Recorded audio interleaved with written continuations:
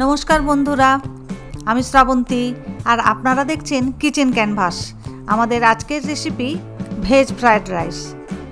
আসুন দেখে নিই খুব সহজে কিভাবে বাড়িতে আমরা ভেজ ফ্রায়েড রাইস বানিয়ে নিতে পারবো, অবশ্যই বাঙালি স্টাইলে। চলুন দেখে নিই।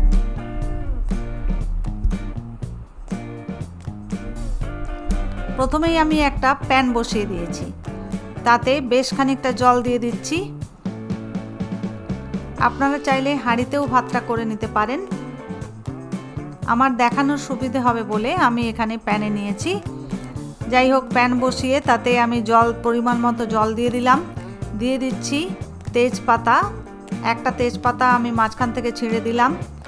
দিয়ে দিলাম 4টে ছোটো এলাচ, ছোটো দালচিনির টুকরো, একটা স্টার অ্যানিস, কয়েকটা লবঙ্গ, আর দিচ্ছি 1 চিমটি সাজিরে আর মরিচ কয়েকটা। এরপরে একটা কাঁচা লঙ্কা আমি মাঝখান থেকে চিড়ে দিয়ে দিলাম। দিয়ে দিচ্ছি 2 চামচ ঘি। আপনারা চাইলে সাদা তেলও দিতে পারেন। ঘিটা দেওয়ার কারণে ভাতের দানাগুলো একে অপরের সঙ্গে লেগে যাবে না। আর দিয়ে দিচ্ছি হাফ লেবুর রস। লেবুর রস দিলে ভাতটা খুব ধপধপে সাদা হয়। যোগ করে দিচ্ছি 2টো জয়িত্রী। এরপরে দেখুন জলটা ফুটতে শুরু করলো। আমি বাসমতি চাল আগে ধুয়ে পরিষ্কার করে নিয়ে ভিজিয়ে রেখেছিলাম আধ ঘন্টা। এখন সেই চালটা এতে আমি যোগ করে দিচ্ছি। এরপরে সব কিছু হালকা হাতে ভালোভাবে মিশিয়ে নিচ্ছি। দিয়ে এবার একটা ঢাকনা চাপা দিয়ে ভাতটা হতে দেব 70 to 80%। 70% হলেই ভালো হয়। এরপরে দেখুন আমি আগে নুন দিতে ভুলে গিয়েছিলাম, এখন সেই নুনটা দিয়ে দিচ্ছি। আপনারা প্রথমেই যখন জল দেবেন, জলে যখন সব মশলাগুলো মেশাচ্ছিলাম তখনই নুনটা দিয়ে দেবেন। নুনটা বেশ বেশি করেই দেবেন, বেশি নুন হলেও কোনো ক্ষতি নেই। এরপরে দেখুন আমার ভাতটা প্রায় হয়ে গিয়েছে। আমি এবারে এটাকে নামিয়ে নেব।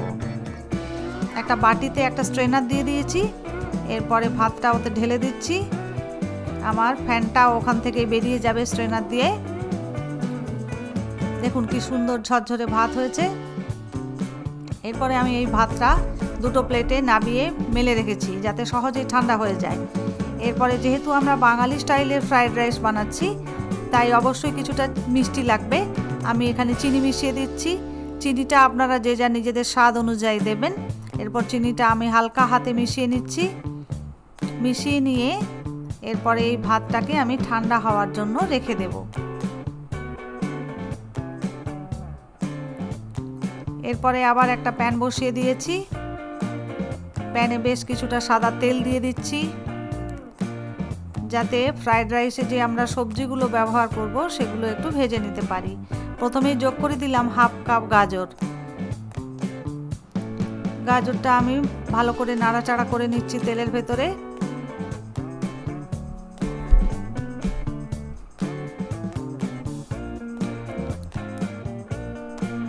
গাজরটা দেখুন আমার ভাজা হয়ে গেল। আমি গাজরটা তুলে নিচ্ছি একটা প্লেটে।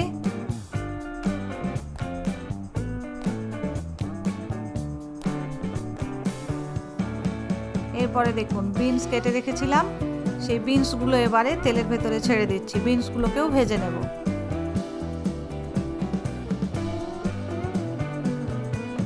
আমার বিনসটাও ভাজা হয়ে গিয়েছে। গাজরের পাশে প্লেটে তুলে নিচ্ছি।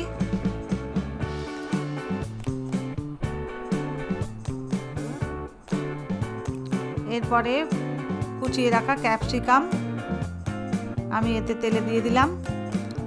আমি এখানে সবুজ আর লাল 2 ধরনের ক্যাপসিকাম ব্যবহার করেছি।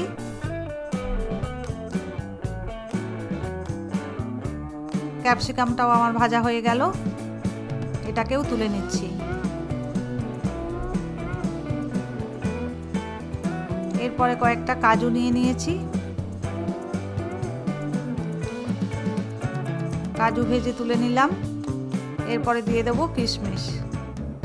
কিশমিশটা খুব সাবধানে ভাজতে হবে। কিশমিশ দেওয়ার পর গ্যাসটা বন্ধ করে দিলেই ভালো হয়। আমি বন্ধ করে দিয়েছি, তবুও দেখুন নাড়তে নাড়তে বেশ কিছুটা লাল হয়ে গেল। সঙ্গে সঙ্গে প্যানটাকে নামিয়ে নিলেই ভালো হতো। যাই হোক, আপনারা নামিয়ে নেবেন সঙ্গে সঙ্গে গ্যাসের ওপর থেকে। এবারে তাড়াতাড়ি করে কিশমিশটাকে তুলে নেবেন, ওই নামাতে নামাতেই কালো হয়ে যাচ্ছে।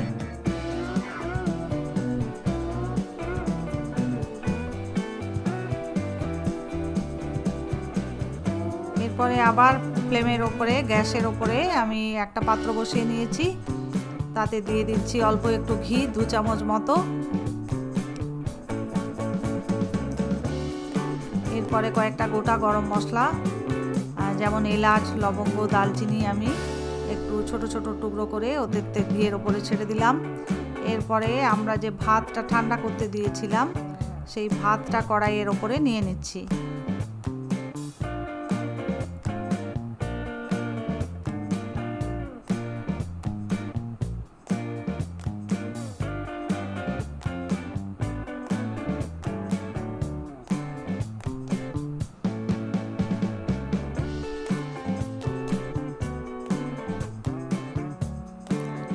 আমার সমস্ত ভাতটাই কড়াইয়ের ওপরে নেওয়া হয়ে গেল।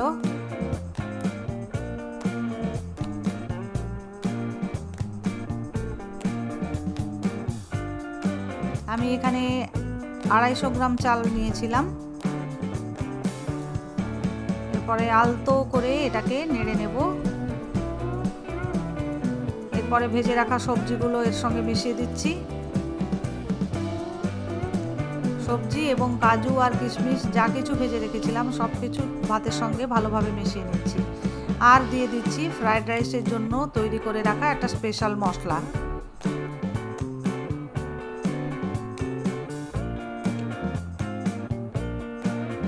এরপরে সব কিছু ভালোভাবে মিশিয়ে নিচ্ছি।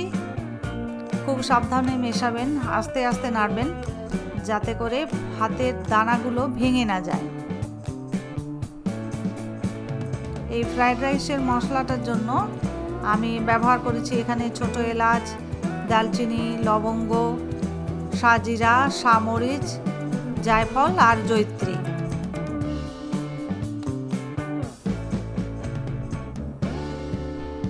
এই সমস্ত কিছুকে আগে একটু শুকনো খোলায় ভালো করে ড্রাই রোস্ট করে নিয়ে তারপরে মিক্সিতে বেটে নিতে পারেন অথবা শিলেও গুঁড়ো করে নিতে পারেন। সেখান থেকে এই ফ্রাইড রাইসের যে ফ্লেভারটা সেটা কিন্তু মেনলি ওই মশলাটার কারণেই আসে। তাহলে আপনারা প্রত্যেকেই আগে ওই ড্রাই রোস্ট করে ওই মশলাটা বানিয়ে নেবেন। আচ্ছা দেখুন আমাদের ফ্রাইড রাইস প্রায় রেডি। এবারে সার্ভ করে নিলেই হচ্ছে। সবাইকে অনেক অনেক ধন্যবাদ। সবাই এইভাবেই পাশে থাকুন, সুস্থ থাকুন, ভালো থাকুন। দেখা হচ্ছে আরেকদিন আরেকটি নতুন ভিডিও নিয়ে। ধন্যবাদ।